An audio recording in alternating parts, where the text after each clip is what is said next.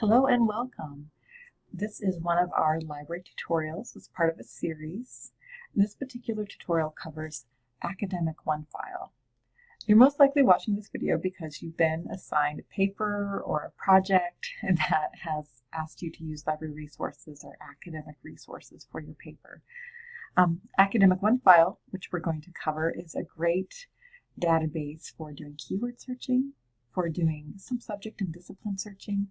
The results that you're going to get back from academic OneFile are generally going to be a mix of academic articles, magazines, and newspapers. So for those papers and projects requiring those type of resources, you're really in a good place. To use our library resources, where you're going to want to start is, of course, getting into the library homepage.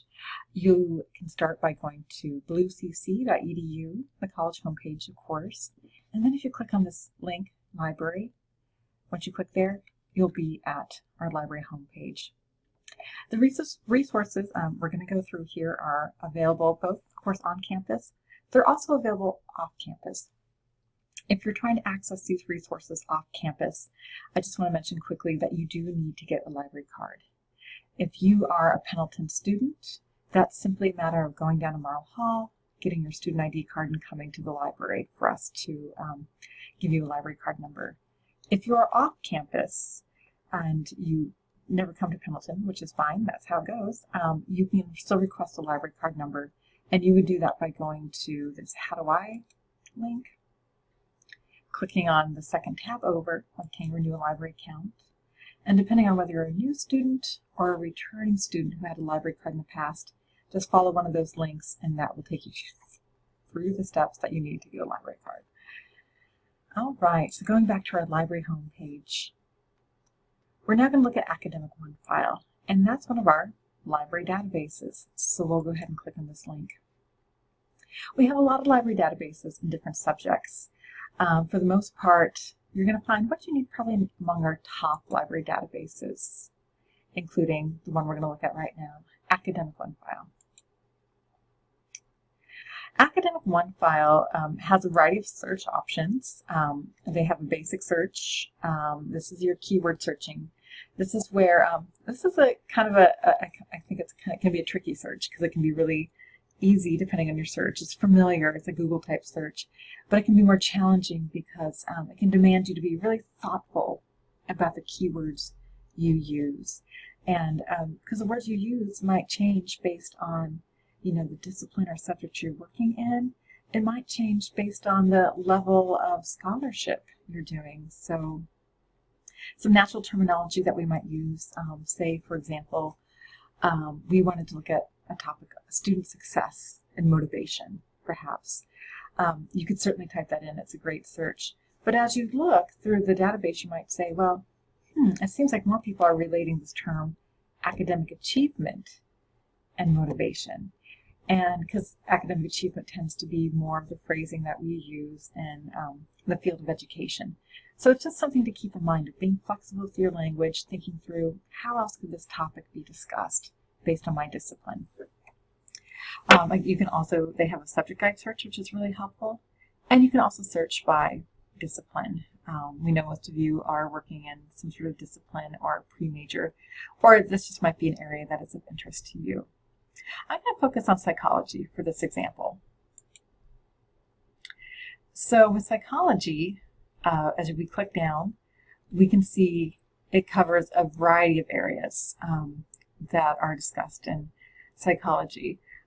Some are, quite specific, looking at, schizophrenic disorders, looking at conformity and obedience. Some are in these larger categories like mood disorders. Mood disorders include a subset of disorders like depression, bipolar disorder, that sort of thing. So it's a larger concept. And you can also, though, filter. These are more specific. You can filter by category. So if you want to focus in really specifically on intelligence, learning, memory, and language, you can go ahead and do that. In all of these examples, you can just go ahead and do that if that's the area that you want to focus in a little bit more. But we might as well go ahead and use an example from here with, I'm just going to do A for anxiety. Let's click on that.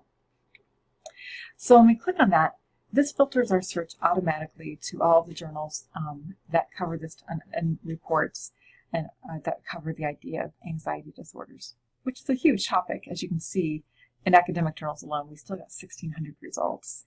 In magazines, 182, news, etc. Still quite a few results. You can do a couple things to filter these results right away. If you browse through the first, 10 or so and nothing's really coming up, you might want to go ahead and filter your results depending on your interest. To do that, you can go ahead and search within these results. So if you wanted to look at anxiety and say college students, you can do that. If you already know that's kind of what you're looking at. And we have just narrowed that down quite a bit. We're now down to 154 academic journals. And so you might find some good topics in here. If that's really all you need to do to narrow down your topic enough and you browse through, what you want to look at is these titles. And so let's see. The first thing that came up was 3 academic journals. Let's go ahead and look at all of them. I'll click Show More Results.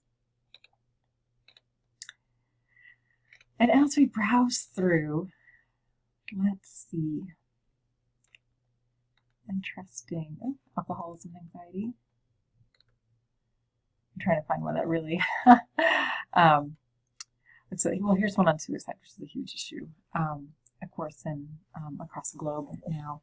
So let's just pretend, for interest's sake, that this is an article that is of interest to us. To access the article, you'll just click on the title. That will give you the full article, and you can browse through that. If this is an article you want to keep and read, you can download the PDF, save it to a flash drive, email it to yourself. You can certainly do that. I think you can also then, of course, convert it to a Google Drive, whatever you want to do to save the article. You can also from here email it to yourself. I find that handy still sometimes. The other feature that I'd like to point out is our citation tool feature. If you click on citation tools, it formulates a pretty good example of what your citation will look like. The default is ML8, so just make sure if you're using APA or Chicago to click on APA or whatever you're using for your class. One thing you may want to ask your instructor is, do they want you to include the URL in the citation? Often from databases, if a resource is from a database, your faculty doesn't want you to include that. Sometimes they do. So the best thing to do is just find out from your instructor what they're interested in. But regardless, whatever the preference is, you have a great example of a citation that you can copy and paste and put right into your paper. So that saves a tremendous amount of time. So I'm going to close that there. But in general, that's really what an article looks like. I am going to fly down to the bottom of the article just to see. What I'm looking for is what these documents will often do is, this is an MLA citation, so you would have to get the APA if you're using another psychology. They also have related resources. I like to point that out to people. These are direct links right away. So these are resources that match what we just read. If you have a paper that requires, those 3 to 5 or more sources, this can be a great way to connect and get additional ideas fairly easily. As you browse through the bibliography, some of these are links to other sources, except for that one here that I just hovered over. I'm not seeing any. But so your best bet in this case, if this is a subject that you're interested in and you want to follow some breadcrumbs, you can do that right here. I'm going to go to the top of our page, and I'm going to go back to our search results. The other thing you can do, so that search, just as a reminder, is we went in here and we limited to college students. If you wanted to go back and edit that, you can simply X that out, and you're back to where we were under anxiety disorders. The other thing that you can do is browse a little bit more specifically under subject. So if you want to look at anxiety disorders, but specifically looking at adolescent anxiety, click this link, it'll take you right there. If you want to look at childhood anxiety, click that link, it'll take you right there. Test anxiety. You get the idea. It'll take you right to those subjects. The other thing that you can do, which some folks find very helpful, is as you scroll down, you're going to see this topic finder tool. The topic finder tool can really help you narrow down what you might be interested in. So right now we have anxiety. We haven't added anything else to our search, though we could do that. But in this wheel, these are all active things. So perhaps you want to look at anxiety. And if you did want to look specifically at anxiety and behavior therapy, if we click there, that would take us to all the articles that look at anxiety and specifically CBT, or cognitive behavioral therapy or intervention. If you want to look at now it's moved us to behavior therapy, but mood disorders and behavior therapy, you could do that. So in this case, looking at major depression, anxiety disorders, in this case it looks like in clinical settings. So really helpful for some folks depending on your subject. You could also narrow down right here. So right now we're looking at anxiety disorders. If you did want to go back and add, I don't know, in cancer patients, for example, hit search. Hopefully we'll get some things. It's thinking.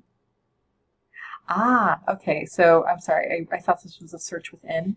It's not. It's a. We would have to go back and add anxiety disorder. It just trumped my search. I don't think it used to do that, but you get the idea.